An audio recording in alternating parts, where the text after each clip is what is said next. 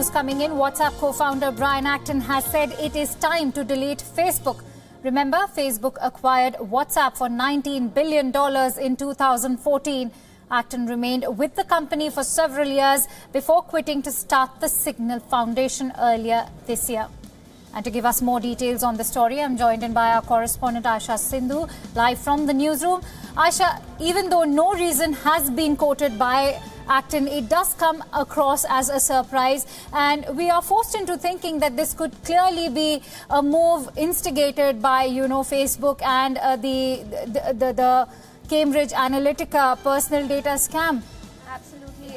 That is the indication at this point, Concha. So it was a very terse Twitter or rather tweet by Acton. He just said it is time, #delete Facebook. The hashtag itself, remember, has been trending for the last 48 hours or so, ever since this news about Facebook's complicity as far as this lifting of user profile data by Cambridge Analytica goes. There's a lot of grey area here that neither Cambridge Analytica nor Facebook has been able to clarify on, perhaps leading a number of people to join that hashtag trend.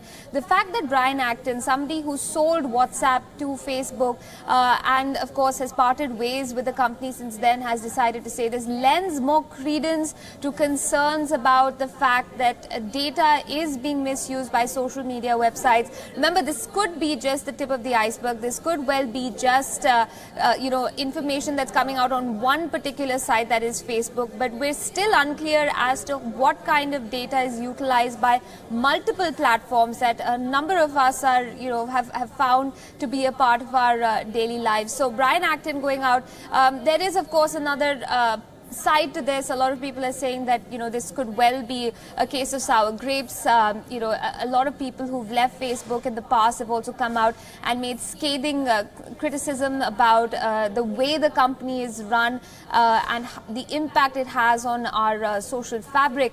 But this is a big voice, a new voice that has joined this chorus asking people to go ahead and delete Facebook. Right. Aisha, also it brings us back to the larger picture of this controversy, which is, of course, what has been exposed by Cambridge Analytica and how it is able to access, how it was able to access the data of 50 million users. Why don't you elaborate on this for our viewers?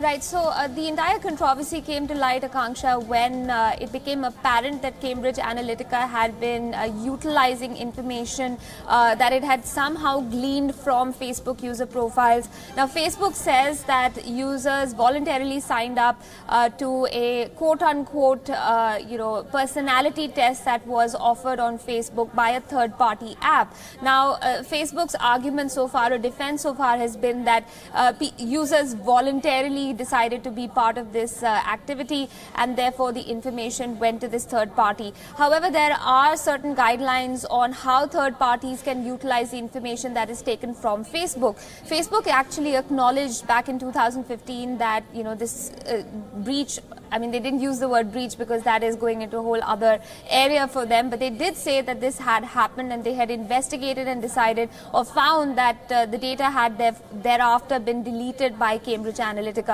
But what's becoming apparent now is that may not have been the case. Cambridge Analytica might have chosen to keep that data, which is why Facebook and Cambridge Analytica both are under fire in two continents as of now, the United States and in Europe, in the United Kingdom. But remember, this goes way beyond just those two countries. I mean, India is one of the largest markets, one of the biggest profile numbers come from South Asia, from India in specific. So it means that, people like you and me who think that, something as innocuous as taking a test on how good your vocabulary is actually permitting these third-party apps to get information that we've shared. And in addition, what's even more worrying is that you and I might have very strong privacy guidelines for our Facebook profiles, but that doesn't extend to a number of people who are on our friends list. And what has been exposed in this entire debacle is this, that it isn't just about your privacy settings, it's also about people who happen to be on your Facebook list. So that means that these third-party apps could get data that people don't even know that they're sharing.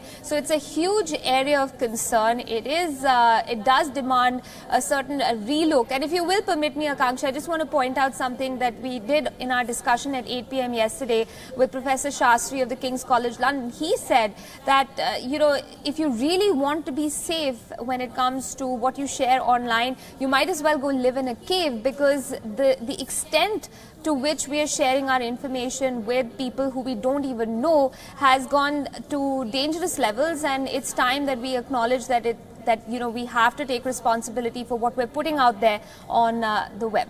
Right. Aisha, he very aptly pointed out that, it is time that we take responsibility of what we put out there. Also, after this whole personal data scam, now with Brian Acton coming back and saying that, it is time, #delete Facebook. What sort of an economic impact do you see on Facebook, considering their shares have already been dipping too fast?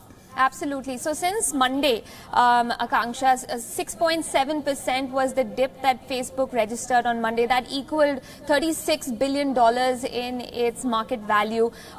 Tuesday saw an additional dip somewhere in the region of about 8%. Of course, there have been corrections that have taken place thereafter. I haven't had the opportunity to look at how the share prices are doing today. But all in all, I mean, more than monetary value, we're talking about, the impact this is going to have on the image of social media, on the impact of a company such as Facebook, which in many ways was considered a first starter in this area. It did become one of the first huge social media phenomenons, and it dates back to more than 10 years now.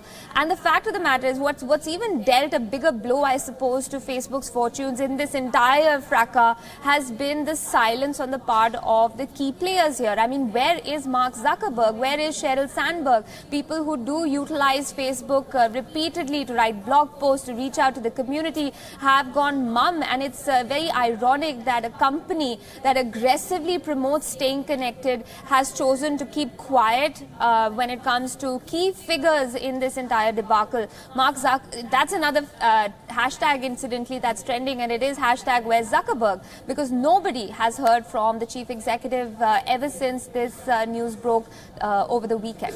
Right, Aisha, very aptly put out there. And of course, nobody can deny that Facebook, including Mark Zuckerberg, have a lot of unanswered questions to actually tackle.